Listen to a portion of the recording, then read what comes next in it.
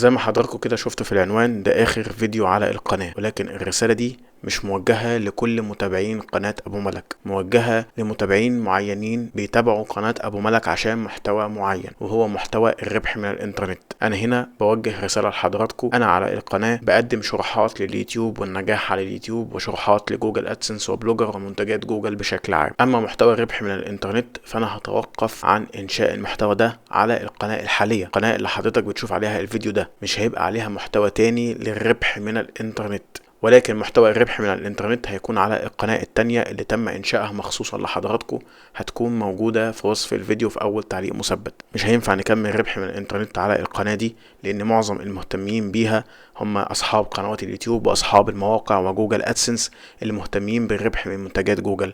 فان انا ادخل معاهم محتوى الربح من الانترنت ده هيأثر عليهم، مش هيبقوا مهتمين بالفيديوهات، وكمان هيأثر على القناة من حيث التفاعل ومن حيث المشاهدات. فأنا عشان أرضي حضراتكم وكمان موقعش القناة، قناة مخصصة للربح من الانترنت هتلاقوها في وصف الفيديو وفي أول تعليق مثبت. هستناكم هناك.